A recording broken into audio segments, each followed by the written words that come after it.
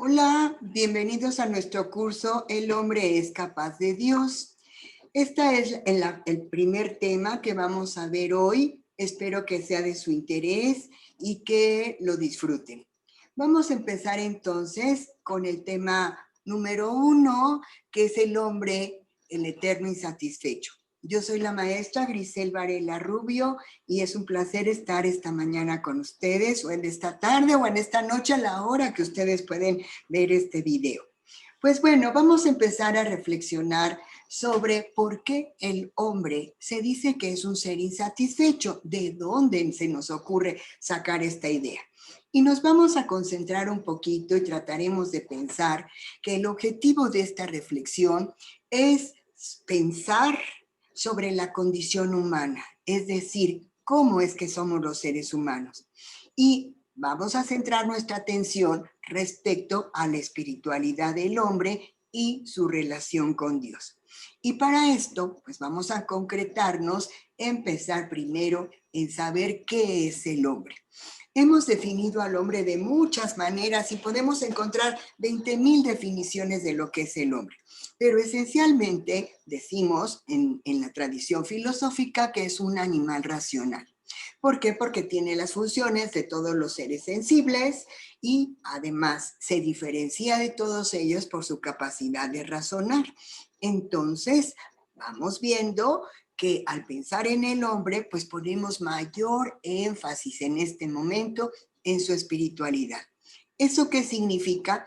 Que como el hombre es una unidad sustancial de cuerpo y alma, es una unidad que no se puede desprender, que no la podemos separar en la realidad, porque el hombre existe en concreto con este cuerpo y ese cuerpo está animado con una vida racional, que son las características de su alma, ¿verdad? Del alma racional.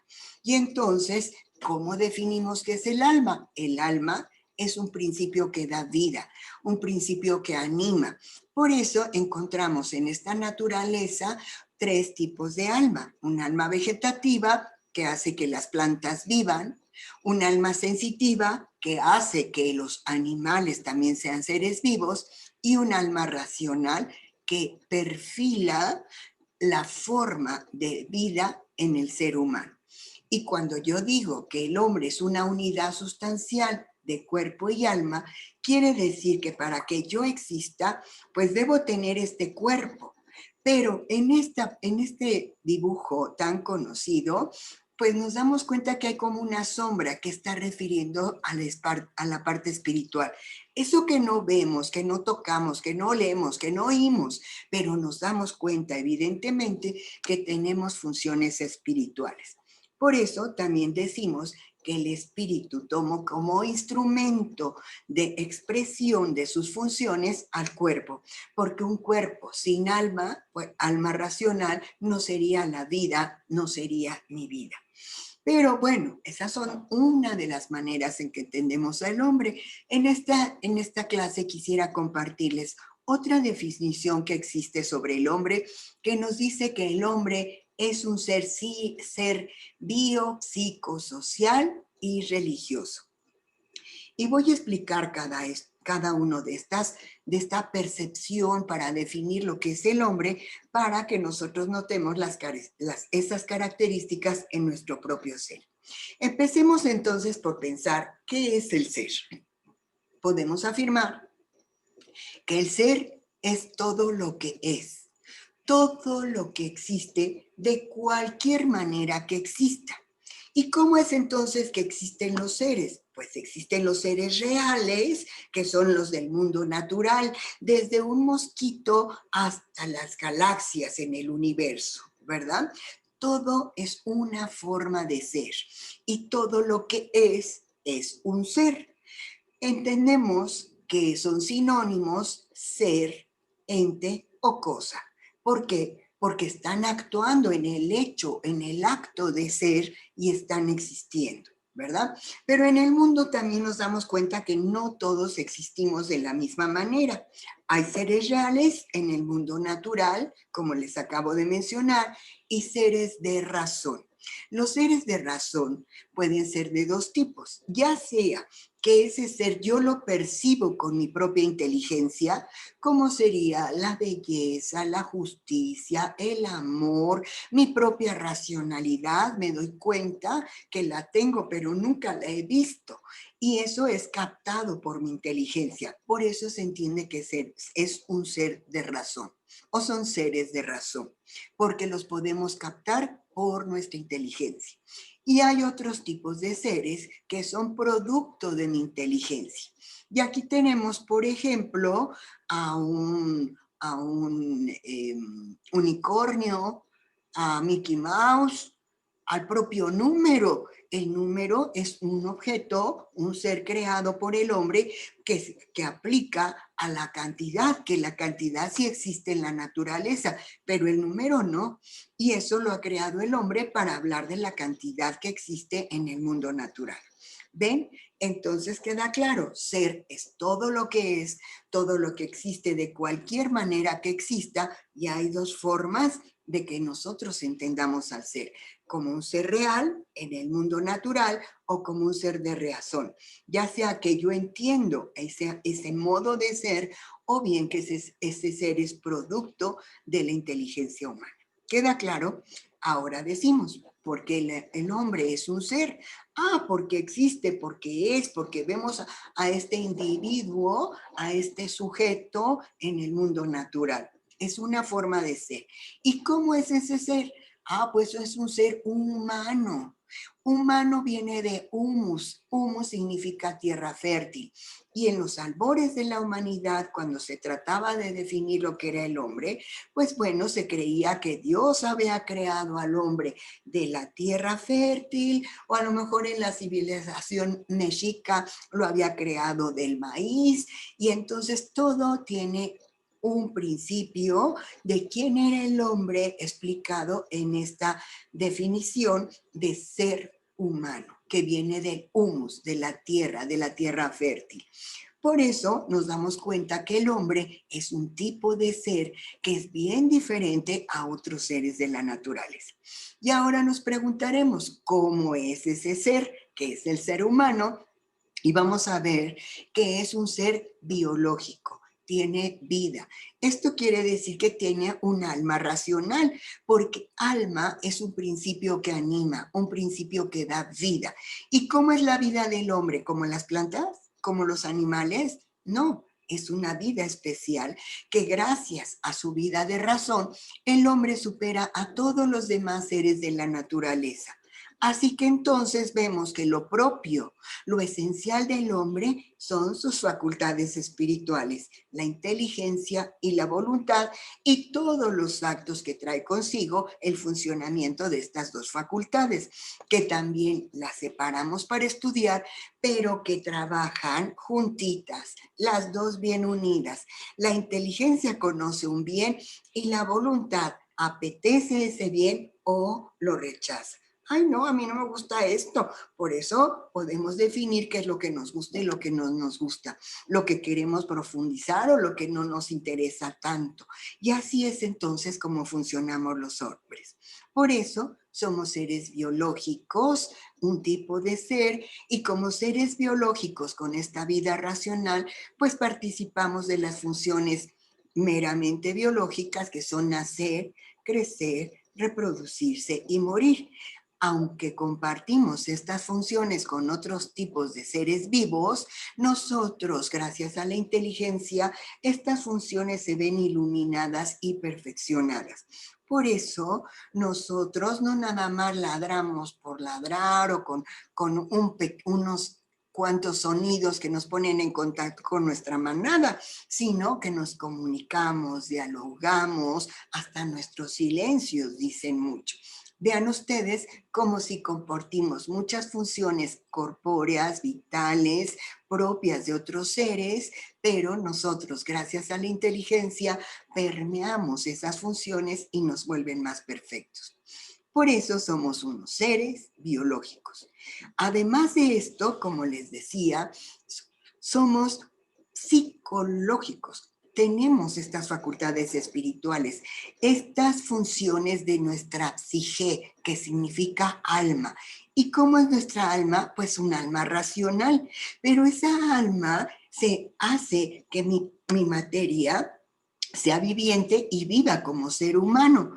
Por lo tanto, cuando nosotros vamos a un psicólogo, pues él pone atención a todas estas funciones de racionalidad, de voluntad, de nuestros sentimientos, emociones, pasiones, traumas complejos, todo esto que funciona en nuestro ser para buscar su salud, ¿no es cierto? Por lo tanto, para que un hombre se desarrolle como debe ser, debe tener una salud biológica y una salud psicológica. Y cuando reflexionamos en la espiritualidad del hombre, tenemos que llegar a mayor profundidad de lo que es el alma humana, cómo funciona, cuáles son sus facultades y cómo podemos utilizar todas estas facultades, tanto físicas como espirituales. Gracias a eso, el hombre es un ser social. Ya nos decía Aristóteles desde la antigüedad, 400 años antes de Jesucristo, que el hombre naturalmente es un ser social.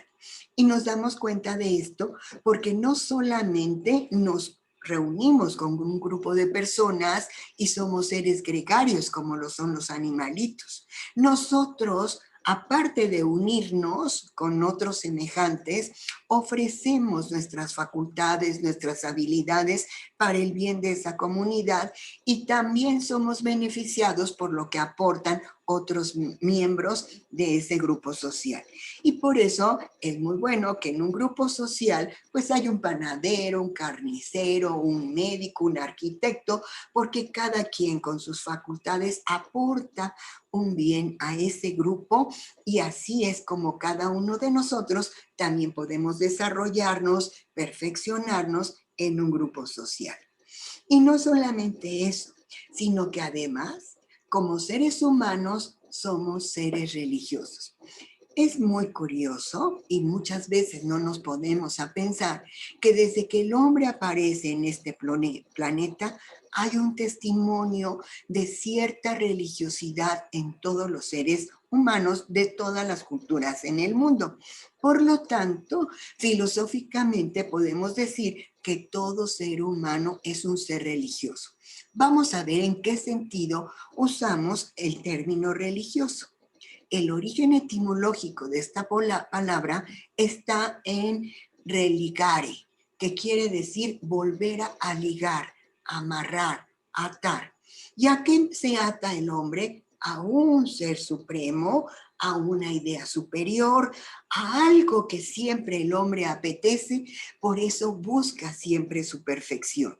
Entonces, el hombre siempre busca a qué ligarse y no a algo mediocre o menor que él, sino a cierto absoluto, a cierta perfección. Y por eso el hombre podemos afirmar que es un ser religioso.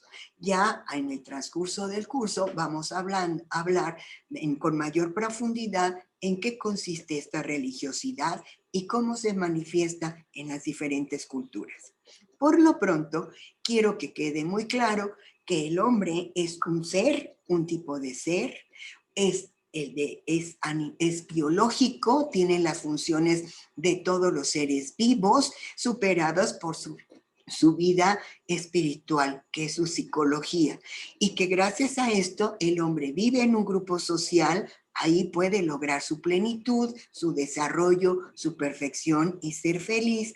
Y cuando nosotros ponemos mayor atención a ese hombre, el hombre siempre se relaciona a un ser que puede ser un ser supremo, un ser absoluto, un ser perfecto, y de aquí nos damos cuenta que el hombre siempre busca su perfección. Ahora, para comprender mejor todo esto, vamos a hablar que cuando el hombre reflexiona sobre sí mismo, se da cuenta que es un ser imperfecto, un ser que cambia, un ser que siempre anda en busca de algo. ¿verdad? Y también podemos observar que el hombre frente a la naturaleza se comporta como un inadaptado, como un insatisfecho, un infeliz y siempre está buscando crear nuevos mundos. Vemos que los seres humanos de todas las culturas se van transformando, se mudan, metamorfosean y todo lo que tiene alrededor que es corpóreo busca crear una cosa nueva para estar más cómodo, para estar más a gusto, para satisfacer su deseo de ser mejor, ¿verdad? De vivir mejor. Y entonces el hombre, en virtud de esta desadaptación al medio en el que vive, busca nuevas formas que le permitan desarrollarse con plenitud. El hombre, ¿cómo es que hace esto? Pues lo hace gracias a sus facultades espirituales, que como ya les dije, es la inteligencia y la voluntad. Por la inteligencia les digo que conoce, pero no todos conocemos en el mismo grado y en la misma perfección. Y entonces nos damos cuenta que nuestro conocimiento tiene diferentes niveles. A grandes rasgos voy a mencionarles cuáles son estos diferentes niveles que los hombres podemos desarrollar para conocer mejor. Y el más bajito nivel tenemos al conocimiento vulgar. Le llamamos conocimiento vulgar porque vulgo significa pueblo. Nos habla de mucha gente. Pues el conocimiento vulgar es el que tenemos todos los seres humanos por el simple hecho de ser quienes somos, seres humanos, con esta capacidad de conocimiento racional. Y el conocimiento vulgar es el que tenemos de todas las cosas con la mayor simpleza. Por eso ustedes también pueden distinguir lo que es un río de un monte, un libro de un cuaderno, una caja de una bolsa. Y no tuvimos que haber tomado un curso de especialización o haber ido a la escuela para entender estas diferencias. Eso lo hacemos con nuestra capacidad racional por el hecho de ser hombres. Por eso es el conocimiento vulgar. Luego, cuando el hombre empieza a experimentar una y otra vez una misma actividad, un mismo conocimiento, logra el siguiente nivel, que es el conocimiento empírico. Y entonces, como su nombre lo dice, lo empírico es el conocimiento por experiencia. Mientras más experimentamos una actividad y más la vamos conociendo, mejor la dominamos. Un ejemplo que se me ocurre en este momento. Yo bajo un coco de una palmera y por supuesto me quiero beber el agua del coco. Tomo mi machete y empiezo a cortarlo, ¿verdad? Le doy muchos machetazos hasta que por fin logro llegar a la capa del coco, el centro del coco, y puedo hacer el hoyito y tomarme. ¿Qué pasa con alguien que se dedica a bajar cocos y le da 6 machetazos, le quita perfectamente la fibra y encuentra el agua de coco mucho más fácil a mis machetazos? Eso me representa que yo no tengo conocimiento con experiencia para abrir cocos y usar el machete.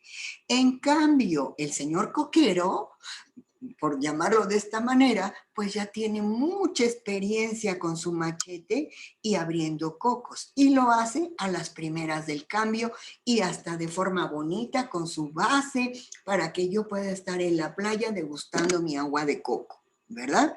Eso es un conocimiento empírico. Bueno, el siguiente nivel tenemos al conocimiento técnico. En este conocimiento, esa persona sabe cómo funciona, para qué sirve y cuál es la utilidad de su instrumento. Y entonces puede manejarlo mucho mejor. No se preocupa por de dónde es el origen de esta herramienta, simplemente sabe utilizarla, sabe para qué se utiliza y en el orden práctico puede arreglar un instrumento. Por eso, Cuando yo tengo un problema de electricidad, llamo al electricista, porque él, aunque no sepa qué es la electricidad, definir perfectamente un cable, sabe para qué sirve, cómo se utiliza y cómo es su utilidad. Y por supuesto que puede repararlo. Eso es el conocimiento técnico. Pasamos entonces al conocimiento científico. El conocimiento científico, por supuesto que es más profundo que los conocimientos que acabo de mencionar. Este conocimiento busca explicar las causas que producen un fenómeno. Es cuando decimos que estamos hablando de un conocimiento a nivel científico. ¿Por qué? Porque estamos explicando la causa que produce un efecto. Y hay diferentes tipos de causas. No todas las causas que producen un fenómeno están en el mismo nivel. Y aquí tenemos que hacer una separación. Hay causas segundas y causas primeras. Voy a seguir explicando para que me entiendan a qué me refiero con causas segundas. Vamos a poner el ejemplo de un biólogo, que fue el ejemplo que di en la clase en vivo.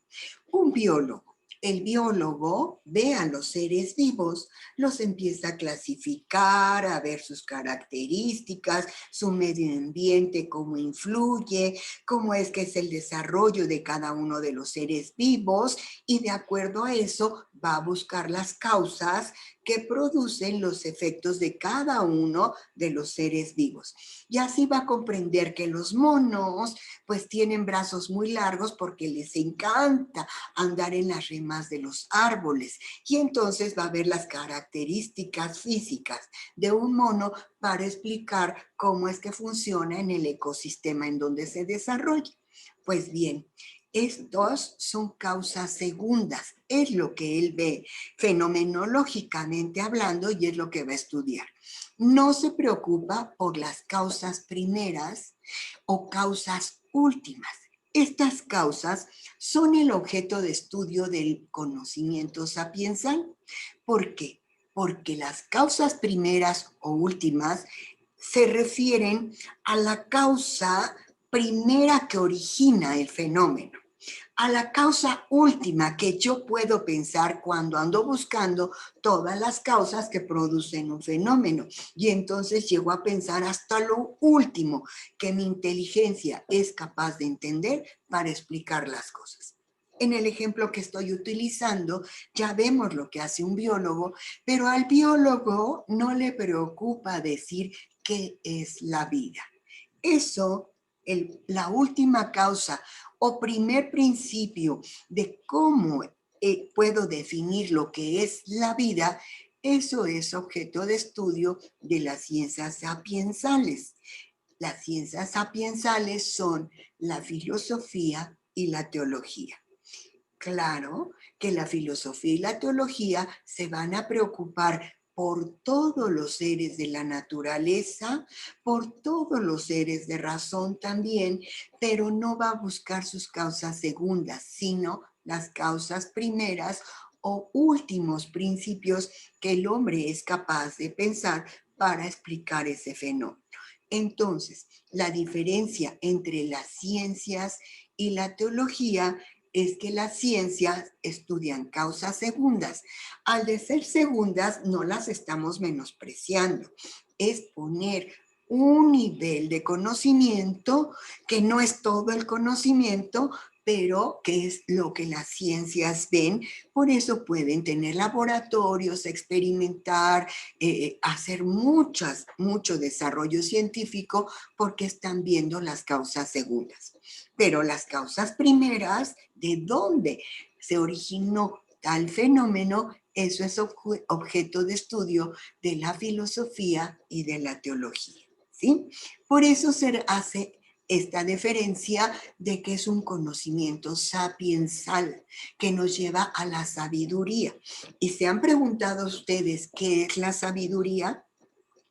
Pues bueno, los invito a reflexionar en el origen etimológico de esta palabra. Viene de sapere, que significa saborear. ¿Se imaginan ustedes cuando estamos saboreando un delicioso café? Pues vemos su textura, el olor, la temperatura, su sabor, la hermosura de la taza en la que nos lo sirvieron, el ambiente que nos rodea, y todo eso nos pone en conexión con el café. Y entonces nosotros saboreamos un café. Ahora, imagínense un conocimiento sapiensal, donde todo tipo de conocimiento te acerca a la profundización de ese ser, y entonces tú puedes ver por toda la información que tienes sobre ese ser, cómo es que es, por qué es lo que es, qué es lo que determina su esencia, su existencia, su materia, su forma. Y entonces empiezas a saborear todo lo que tu conocimiento te presenta gracias a tus sentidos, gracias a los diferentes niveles del conocimiento. Y entonces un hombre sabio es el que saborea, el que degusta todo tipo de conocimiento acerca de los seres que le rodean, y por eso es tan especial el conocimiento de la teología y de la filosofía. Es la sabiduría. Sin embargo, también aquí quiero aclarar que tal vez en cada una de sus familias también existe un hombre sabio. No es aquel que tiene 20 diplomados y 3 posgrados en las universidades, sino es aquel hombre que ha podido comprender su entorno, su propia persona. Es un individuo que tiene juicios objetivos, que aprecia, saborea las cosas de la vida y que es también una buena guía en nuestro núcleo familiar. Por eso nosotros tenemos que aprender a reconocer también a los sabios que están cerca de nosotros, ¿verdad? Así que ya saben que el término sabio se aplica a aquel que sabe degustar de las cosas hermosas de la vida. Bueno, pues todo este tipo de conocimiento nos lleva a darnos cuenta de que no somos unos seres perfectos, unos seres ya determinados, unos seres completos, sino que estamos en un constante proceso para perfeccionarnos. ¿Y qué creen? Al darnos cuenta de esta característica humana, nos damos también cuenta de que los hombres seguiremos así. De ahí que yo puedo reconocer que hay una gran insatisfacción en todo hombre sano, en todo hombre normal. Y así que entonces tengo que pensar precisamente en este tipo de características para reconocer cómo está mi humanidad. Y entonces voy a observar que el hombre está sumergido en la naturaleza, pero parece que no pertenece a la naturaleza. Parece, porque si somos seres naturales, por supuesto, pero parece que no pertenecemos a la naturaleza, pues siempre queremos transformar nuestro entorno, a diferencia de las plantas y de los animales, bueno, hasta del mundo mineral. Si yo veo un monte, aquí cerca de la casa de ustedes hay un monte muy bonito que se pone verde, verde en primavera, y ahorita está cafecito porque todo está seco. Yo no he visto que el monte está inconforme de estar viviendo cerca de mi casa, ¿verdad? Ni tampoco las piedras que tengo de adorno en el jardín se han protestado porque yo las puse en el jardín. Ellas están conformes con su naturaleza. Las plantas. Observen las plantas que están en su medio ambiente. Si tienes un rosal, ves cómo va en su proceso y va creciendo, florece y te complace al ofrecerte tus rosas, ¿verdad? Los helechos, los árboles, las palmeras, todo está muy contento cuando le gusta el lugar y tiene lo suficiente para realizar sus funciones, se desarrolla como lo que tiene que ser. Y hasta el momento no me he encontrado ninguna palmera que esté inconforme con ser palmera y anhele ser un limonero, ni a un limonero que quiera ser un romero. ¿verdad? Y entonces nos damos cuenta que cada ser de esta naturaleza está muy conforme con su propia naturaleza, a diferencia de nosotros, porque si nací en Querétaro, estoy diciendo, ay, cómo me gustaría haber sido de Cancún y poder ver esas playas, el azul turquesa del mar. Y si soy de Cancún, estoy diciendo, ay, ¿cómo no nací en Sonora? Para que en esta época pudiera disfrutar de los campos nevados. Qué padre se ven las noticias, ¿no es cierto? Y siempre estamos inconformes con lo que tenemos y estamos tratando de transformar nuestro propio ambiente. Por eso, por ejemplo, aquí en Querétaro, que van creciendo los fraccionamientos, pues compramos el monte y al rato ya es todo un fraccionamiento moderno, con casa club, con avenidas, camellones, no sé cuántos beneficios en cada fraccionamiento. El hombre está transformando la naturaleza y pareciera que no pertenece a la naturaleza cuando siempre la quiere transformar. Entonces nos damos cuenta que el hombre es un descontento, una insatisfacción y todo esto lo puede realizar porque tiene la capacidad para pensar, la creatividad, todas las funciones intelectuales, todas sus funciones espirituales que le permiten tener las herramientas para transformar todo su entorno. Y entonces, cuando nos damos cuenta que somos así, también reconocemos que el hombre es esencialmente una tensión entre el tedio y el deseo. Se aburre de las cosas y las quiere cambiar. Le agota hacer siempre lo mismo y quiere hacer algo diferente. Logra una meta y ya se está poniendo otra, porque siempre desea algo más. ¿Por qué el hombre siempre desea algo más? Porque es un ser inacabado, porque se da cuenta que no posee todo ni que es todo en el universo y siempre va a querer más. Fíjense ustedes en este detalle de querer más. Pues entonces, cuando el hombre ve que no puede complacer todo lo que quiere, también puede llegar a sentir un vacío en su corazón, en su alma.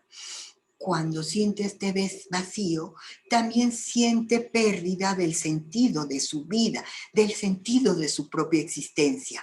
Y eso es lo que le produce una angustia existencial al hombre. Y es cuando nos pasan cosas que no teníamos planeadas y decimos, ¿por qué a mí? ¿Por qué me sucedió esto? ¿Qué hice yo para merecer esto?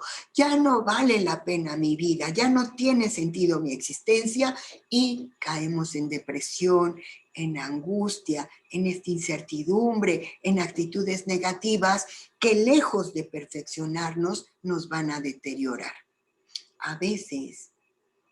A veces el hombre quiere huir de esta realidad, de esta triste realidad, pero para compensarla empieza a buscar cosas superficiales para llenar ese hueco que tiene en el alma, ese vacío existencial, y quiere llenarlo muchas veces con dinero, con poder, con el sexo, con las actividades frenéticas y se vuelve así como un activismo exacerbado. Estas inquietudes que lejos de llenarlo de paz, pues le producen muchas veces mucha angustia, porque el hombre no se complace nada más con el tener, sino con el ser. ¿Y cómo somos? Somos materia y somos espíritu. Claro que son importantes y necesarias las cosas materiales para el hombre, pero ahí no está la felicidad. Claro que debemos reconocer nuestras facultades espirituales, porque gracias a la inteligencia y a la voluntad, nosotros podemos reconocer todo el mundo que nos rodea, físico, material, corpóreo, y manejarlo de una manera que nos lleve a una perfección y entonces sí que podemos ser felices, ¿verdad? Ahora, cuando nosotros reconocemos esta sobriedad, esta carencia, este estar inacabados, esta inadaptación, es cuando nos damos cuenta que como seres humanos tenemos muchas miserias. Y entonces, cuando nos damos cuenta de nuestras miserias, también tenemos la obligación de pensar en cuáles son nuestras grandezas, porque se han preguntado, si yo reconozco que tengo una miseria y quiero ser mejor, debe existir algo que es mejor que me motivan a perseguirlo. Y aquí es entonces donde vamos a reconocer también nuestras grandezas. Gracias a nuestras facultades espirituales, nosotros reconocemos que tenemos inteligencia y voluntad. Y gracias a estas dos grandes facultades espirituales, nosotros tenemos una imaginación creadora, nosotros podemos tener nuevos objetivos, una percepción diferente de lo que nos está sucediendo y también gracias a estas manos fabriles podemos transformar nuestro entorno. Fíjense, la inteligencia y la voluntad se ven reflejadas en nuestras manos. Pónganse a pensar lo hermoso que expresan nuestras manos. Nuestras manos pueden expresar reconocimiento y entonces aplaudimos, bravo, qué bonito, estamos reconociendo. Podemos manifestar amor y entonces pues podemos hacer un corazón, como me dijo una alumna de este curso hace un ratito, ¿no? Y podemos decir, yo te amo y formar un corazón. Pero también estas manos pueden expresar violencia, agresividad, y entonces podemos hacer la Britney señal, ¿no es cierto? O podemos mentar la mamacita con nuestras propias manos. Y entonces nuestras manos, que eran capaces de expresar amor, también pueden expresar todo lo contrario. ¿Cómo es entonces que nuestras manos pueden expresarse en todas estas emociones, sentimientos y pasiones? ¿Por qué? Porque el cuerpo es nuestro principio de instrumentalidad y va a expresar lo que yo quiero expresar gracias a mis facultades espirituales.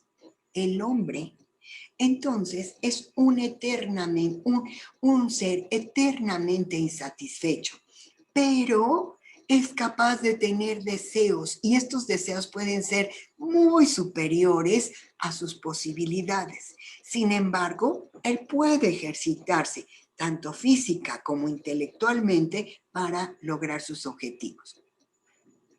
Quiero platicarles que aquí hago la referencia a Aristóteles, pues él, que fue el fundador de la lógica, de la metafísica y de la ética, escribió 3 grandes importantes libros de ética, que es la Gran Ética, la Ética Nicomaco y la Ética Eudemo. Y nos decía, fíjense ustedes qué bonito pensamiento.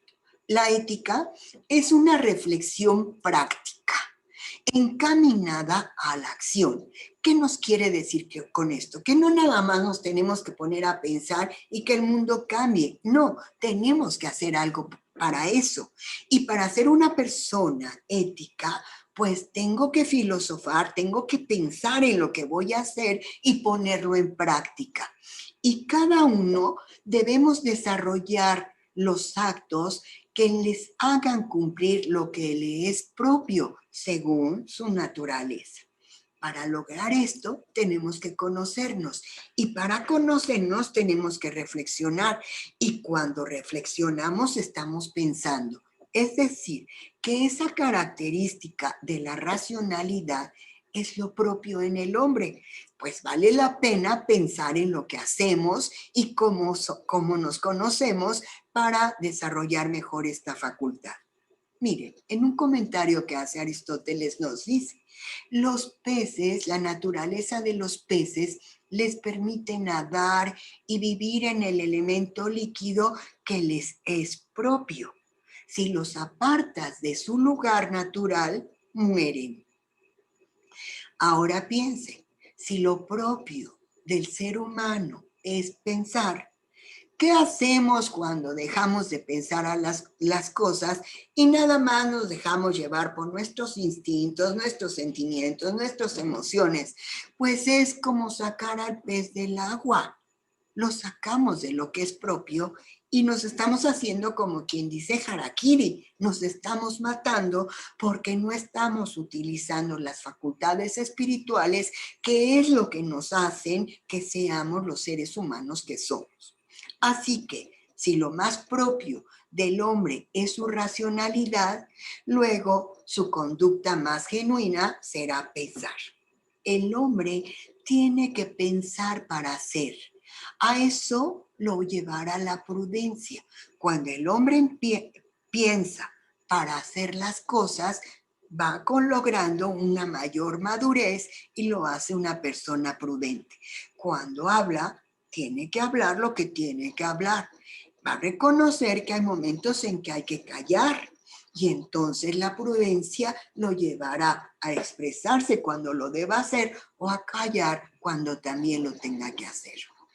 Y así, de esta manera, el hombre va trabajando para desarrollarse en su integridad como un ser sustancial, compuesto de materia y de alma, de materia y espíritu, de lo corpóreo y lo que no es corpóreo, y entonces llega a la perfección de su ser. ¿Por qué? Porque somos unidad sustancial de cuerpo y alma. Así que el conocimiento y nuestras facultades espirituales, que son la inteligencia y la voluntad, pues nos van a llevar a esta perfección. Nos damos entonces cuenta de que el hombre es un ser no acabado.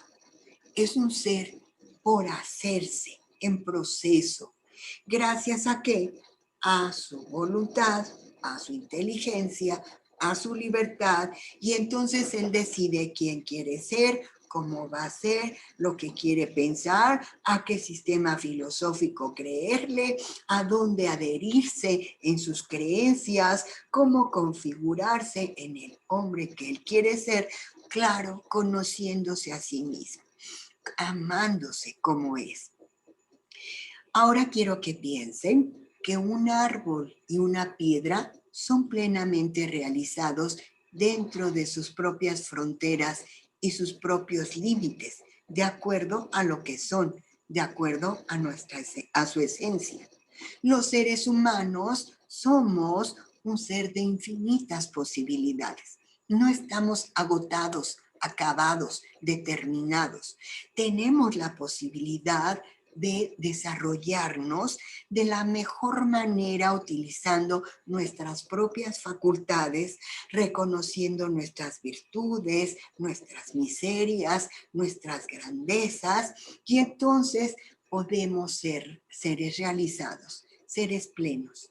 Pero para lograr hacer eso, pues tenemos que reconocer nuestras miserias, darnos cuenta que en muchos momentos de la vida vamos a estar medio frustrados, vamos a estar insatisfechos, no nos sentimos plenamente realizados, pero que eso que suena muy negativo es el detonador para sacar nuestra grandeza. Y entonces darnos cuenta que somos seres contingentes, que podemos cambiar. Y nosotros vamos a trabajar para saber hacia dónde queremos cambiar, porque siempre tenemos dos opciones, una buena y una mala. ¿Qué camino vas a elegir? ¿Cómo le vas a hacer? ¿Cómo lo vas a lograr tu objetivo? Ahí está el trabajo de todo ser humano. Así que démonos cuenta que somos seres contingentes. Esto significa que es, pero puede no haber sido y tiene la posibilidad, múltiple posibilidad de ser lo que él quiere ser. La existencia entonces, chicos y chicas, nos damos cuenta que es un regalo de la vida, un don de Dios, algo que recibimos gratis. Yo no pedí venir al mundo y sin embargo aquí estoy, existiendo, participando en este mundo real que me toca vivir, en el tiempo y el espacio que me corresponde. Y es un valor que no puedo utilizar como si yo fuera su dueño, ¿verdad? Yo soy dueño de estos lentes y se los regaño a quien me dé la gana, o los tiro, o los cuido, porque yo soy la dueña. Pues mi vida, mi existencia es mucho más trascendente que una posesión. Yo no la pedí, es un regalo y tengo que aprender a conocerme para valorar todas estas miserias y todas estas grandezas que en mi propio ser son una realidad. Por eso el hombre puede soñar en alcanzar grandes cimas, por eso el hombre puede tener grandes metas y tiene los elementos necesarios para lograr sus objetivos. Así se encuentra en la parte más baja de la pirámide, puede ir logrando todos sus objetivos para llegar a la meta suprema. Y cuando llega a la meta suprema, tendrá que replantearse nuevamente su propia vida para ver sus miserias y sus grandezas y encontrar un nuevo sentido para la vida. ¿Bien? Ahora bien, pasamos al siguiente punto que se refiere precisamente a la respuesta que da frente al sentido de la vida diferentes concepciones de esta miseria y de esta grandeza que tenemos los hombres. Y nos damos cuenta evidentemente que no todos pensamos igual. Claro que cuando nosotros estudiamos historia de la filosofía, cómo es que el hombre ha interpretado al hombre mismo, al mundo, a Dios, desde el punto de vista filosófico, o sea, las causas últimas o primeras, pues nos damos cuenta de la diferencia que hay entre las distintas disciplinas filosóficas y por supuesto también de las corrientes filosóficas. Y entonces cuando nos preguntamos sobre el sentido de nuestra existencia y por qué somos seres inacabados y cómo estamos configurados los hombres, pues encontramos una respuesta de lo que se llama el humanismo ateo. ¿Qué hace el humanismo? Bueno, el humanismo pone como centro de reflexión, como base, como fundamento para dar respuesta a todos los cuestionamientos sobre el hombre mismo, el mundo y Dios, como el centro del universo es el hombre. Es un antropocentrismo. Estos humanismos han nacido después de la Edad Media, cuando se separa a Dios para explicar todas las cuestiones y entonces se pone en el centro al hombre para explicar todos los cuestionamientos sobre su existencia. Y ese humanismo se da en dos sentidos: un humanismo ateo, sin Dios, y un humanismo creyente, un humanismo trascendente. Voy a empezar por el humanismo ateo para que ustedes se den cuenta cómo hasta en nuestras propias familias encontramos a personas que aprecian, por supuesto, a la humanidad, que le tienen respeto, pero que se concentran solamente en el hombre sin ver su trascendencia. Quieren aceptar que la inteligencia y la voluntad solamente es un proceso evolutivo de la materia y que cuando la materia se acaba, pues ahí se acaba todo. Yo les digo fácilmente, el humanismo ateo es como lo dicen los refranes: muerto el perro, se acaba la rabia, ¿verdad? Y entonces nos damos cuenta que la vida no tiene sentido en sí misma y que el hombre tiene la responsabilidad de darle sentido que libremente él quiere darle. Y aquí les comparto lo que pudiéramos pensar con Jean-Paul Sartre.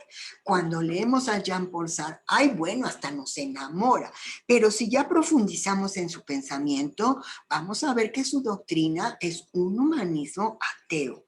Y entonces él se va a dar cuenta al estudiar al hombre que el hombre afirma que el hombre, sin ninguna norma o modelo preestablecido, con una libertad sin límites como está, tiene el deber ineludible de elegir libremente lo que el hombre quiere llegar a ser.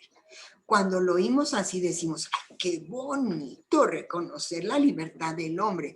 Sí, pero Jean-Paul Sartre se va a dar cuenta que el hombre está condenado a ser libre y que como nunca puede evadir esta responsabilidad de su libertad, eso hace pensar que por eso no existe ni el bien ni el mal, puesto que el hombre, si el hombre decide sobre su propio ser y está condenado a decidir todo lo que él quiere, lo que el hombre decida es bueno para él, porque si lo ha determinado, está a gusto con su forma de ser. Por eso, él dice, si yo decido embriagarme hasta perder el sentido, nadie puede decir que es bueno o malo. ¿Por qué? Porque es algo que yo libremente he decidido y yo quiero ser así. Entonces, es bueno para mí. Como ven, esto trae consecuencias de relativismo moral. Y por supuesto, nos va formando una conciencia laxa, aguadita, aguadita, aguadita, en donde nos lleva un relativismo y no existe ni el bien y el mal. Por lo tanto, yo estoy condenada a ser libre, me voy a configurar conforme a lo que yo creo que a mí me gusta, que a mí me complace, y esa es mi responsabilidad y nadie puede echármelo en cara, ¿verdad? Así que entonces, Jean-Paul Sartre nos está invitando a este estilo de vida y nos dice, miren, a lo que más puedo aspirar es a la trascendencia por las cosas buenas que he hecho en la vida. Y él era una persona muy comprometida, altruista, participaba social y políticamente en las actividades de su tiempo y decía, mi aspiración el día que me muera es que alguien lea algunos de mis textos y entonces quedaré en la memoria de otras generaciones. O bien, que alguna comunidad quiera hacer un monumento en mi nombre para recordar las cosas buenas que yo hice para la humanidad y entonces me daré por satisfecho. Mi materia se acaba y mi máximo grado de trascendencia va a ser una trascendencia histórica, ¿verdad? Recordado en sus libros y en sus monumentos. Y ahí se acabó todo el asunto humano. Su libertad le llevó a pensar en esto. ¿Ven cómo nos da un humanismo ateo? Pues bien, tenemos a otro filósofo que también es humanista ateo, que se llama Albert Camus, ¿verdad? Camus entonces nos está diciendo que al observar a la humanidad se da cuenta que nada tiene sentido. Oigan, es que miren, yo las invito a pensar en esto. Un naranjo siempre va a dar naranjos, va a crecer como un naranjo, va a oler a naranjo, va a arder como un árbol de naranjas, ¿sí? Pero los hombres no todos hacemos exactamente lo mismo. Y entonces llegamos a estos vacíos existenciales, a estos cuestionamientos, y cada quien al final del camino es lo que quiere ser. Entonces, Camus nos dice que afirma que algo tiene sentido, porque él ve puro sinsentido en el hombre. Y todo lo que hace, total, al final del camino, todos nos vamos a morir. Entonces, ¿qué sentido tiene que hagas más o menos cosas y todos nos vamos a morir? Algo tiene sentido. ¿Saben qué es? Que la vida del hombre no tiene sentido. ¿Por qué? Porque hagas lo que hagas, de todas formas te vas a morir. Y como digo yo, muerto el perro, se acaba la rabia. Pues bueno, esa es la filosofía de Camus. Nos damos cuenta entonces que estos filósofos pues están poniendo al hombre como centro del universo. Su mayor concepto de trascendencia es la muerte y la trascendencia histórica y ya. Fíjense ustedes en Carlos Marx. Marx piensa que cuando el hombre haya dominado perfectamente a la naturaleza y creado una sociedad de hombres iguales y felices, con sus satisfacciones naturales bien realizadas, entonces el hombre se quitará del problema del más allá y por supuesto perderá su interés en Dios. ¿Por qué? Porque ya según Marx tendrá satisfechas todas sus necesidades. Y Pues la historia nos enseña que eso es falso. ¿Por qué? Porque hasta en los países de primer mundo, en donde están satisfechas todas las necesidades vitales, las necesidades de educación, de cultura, de arte, sigue la necesidad espiritual y no ha abolido a las religiones. En la actualidad existen muchas religiones en el mundo y no porque tenemos un desarrollo tecnológico, científico, un desarrollo cultural, nos hemos echado para atrás en creer en Dios. Claro que hay grupos ateos que sí lo hacen, pero eso no ha acabado con las necesidades espirituales del hombre. Entonces, nos damos cuenta que diversos pensadores se conforman con una inmortalidad del recuerdo en las nuevas generaciones o una trascendencia genética de decir, ya tengo un nieto, ya mis genes no se murieron, ya mi estirpe va a continuar. O en esta trascendencia histórica, cuando dejamos un testimonio en un libro, en una escultura, una acción que es relevante para la humanidad, un invento, ¿verdad? Es trascendencia histórica. Pero el hombre no se acaba ahí. Hay algo más. Y entonces, esa es precisamente lo que nosotros tendremos que develar, descubrir dónde está nuestra trascendencia humana. Ahora bien, aunque no se pueda demostrar filosóficamente la inmortalidad del hombre, sin embargo, ha habido filósofos del humanismo ateo que han vislumbrado alguna pista, alguna posibilidad de mayor trascendencia. Y aquí tenemos el ejemplo de Karl Jaspers, que nos dice que cuando él se ha puesto a pensar en toda la humanidad, pues sí encuentra algo que puede ser superior al límite de la vida. Y eso puede ser algo que está más allá de la materia, de la propia vida, y puede ser el amor. Porque se da cuenta que a pesar de que sus seres queridos han muerto, él los sigue queriendo. Y para amar hay una reciprocidad. ¿Quiere decir entonces que hay vida después de la muerte? ¿Quiere decir que existe algo más allá de la muerte? Pues eso, para Jaspers, pudiera ser el amor. Por lo tanto, se crean muchos cuestionamientos respecto al humanismo ateo y por supuesto que hay gente que está convencida de que así es la vida y así encuentra el sentido de su existencia y otros que no. El otro gran grupo de pensadores se llama el humanismo cristiano, al que yo creo que todos nosotros pertenecemos. Estos sí reflexionan sobre la persona como sustancia individual de naturaleza racional y se da cuenta que esta racionalidad es una función espiritual que no depende de la materia para existir, pero que la materia es el principio de instrumentalidad que le permite comunicarnos espiritualmente, darnos cuenta de que existe una realidad superior a nuestra propia materia, ¿verdad? Y entonces ve la trascendencia de cara a cara y nos enfrentamos a ella y tratamos de explicarla. Ahora bien, lo que importa no es tanto si creemos en la existencia de un Dios o no crees en la existencia de Dios.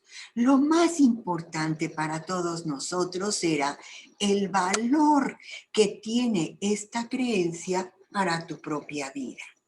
Por eso, si nosotros decimos que somos creyentes y somos practicantes y diario estamos con el rosario en mano, pero actuamos como si Dios no existiera, entonces podemos decir más bien que somos ateos prácticos, ateos practicantes. No digas entonces que eres creyente porque no hay coherencia en lo que piensas, en lo que hablas y en lo que haces. Y entonces, ¿cómo vas a ser creyente? Creyendo unos fundamentos y actuando como otros. Ahí, si tú dices que crees en Dios, pero no llevas a tu vida en el orden práctico la doctrina que estás predicando, no estás pensando para vivir y vives como piensas, pues entonces eres un ateo práctico. Así que el problema no es si, yo me sé muchas demostraciones sobre la existencia de Dios, sino en verdad das un testimonio de lo que es Dios. Das testimonio de todo eso que concibe tu mente, que es Dios, y te sabes criatura de Dios, cómo Dios te ama y cómo funcionas como hijo de Dios. Eso sí que es importante. Ahora, los invito a pensar en qué se entiende o qué entendemos por trascendente. Y vamos a decir que en el sentido amplio, trascendente es todo lo que sobrepasa la realidad natural y sobrepasa también al hombre. Si no, no sería trascendente, ¿verdad? Ahora, cuando yo ocupo este término para decir esto es trascendente para mi vida, quiere decir de la gran importancia que ese evento tiene para mi propia existencia, ¿no es cierto?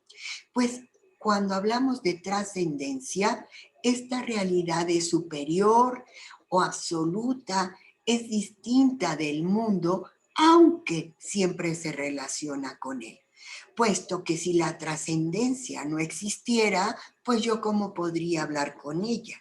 La trascendencia está relacionada con el ser humano, con este mundo, por eso yo puedo encontrar muchos eventos trascendentes.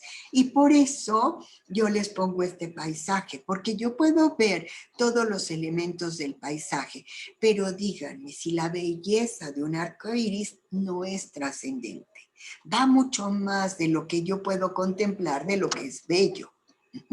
Yo puedo ver la belleza en una conchita, puedo ver, aquí les puse hasta una gota de agua, por eso me inspiré en esta presentación, la belleza de las nubes, del mar, de las olas, de la arena, todo. Y esa belleza es trascendente al objeto mismo, cuanto más al creador de todo este mundo. ¿Verdad? En sentido estricto, el ser trascendente es un ser personal infinitamente superior a toda la realidad. Es el ser absoluto, es el ser perfecto del cual todo depende. Trascendente en este sentido, es lo que llamamos Dios. Dios es un ser trascendente, absoluto, perfecto, inmutable, eterno. El creyente está convencido de que Dios nos creó por amor, nos ama y nos ama para siempre. No sería lógico pensar en que Dios creó esto para la nada, para el absurdo, para el sinsentido, para acabar con todo. Eso no puede ser. Dios creó todo esto por amor y para siempre. Claro que cada uno tiene su tiempo, su movimiento, su proceso, pero es para perdurar. Y más cuando nosotros somos seres capax Dei, estamos creados a la imagen y semejanza de Dios, podemos decir que Dios nos ama y nos ama para siempre. Ya vamos dando un pasito a la trascendencia y a comprender cómo dentro de nuestra miseria hay grandezas. Y esa grandeza nos damos cuenta de la espiritualidad del hombre por la inteligencia, por nuestra voluntad, que son imagen y semejanza de Dios. Y esto mismo nos hace tener la necesidad de perfección, de absoluto, de eternidad. Por lo tanto, podemos pensar que no somos seres para la nada y sí somos seres trascendentes. Y sí podemos pensar en una vida eterna, ¿verdad?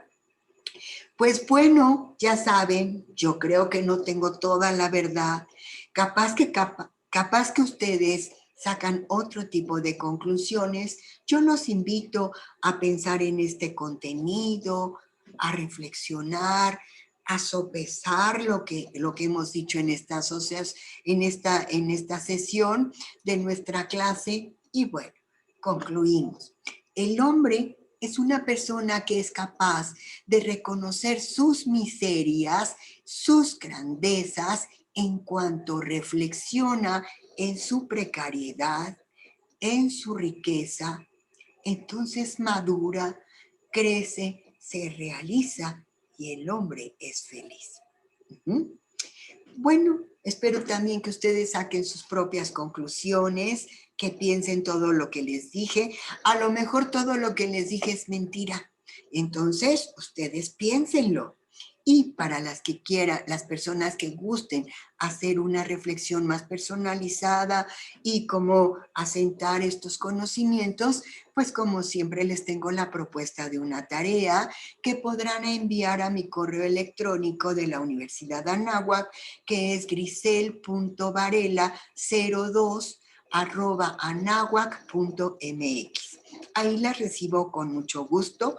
Yo soy Grisel Varela y la propuesta de tarea es escribir sus propias características humanas de miseria y de grandeza, ver dónde tengo las miserias, dónde tengo las grandezas, describe 5 miserias, 5 grandezas y cómo te han transformado en la mujer, en el hombre, en la persona que eres hoy.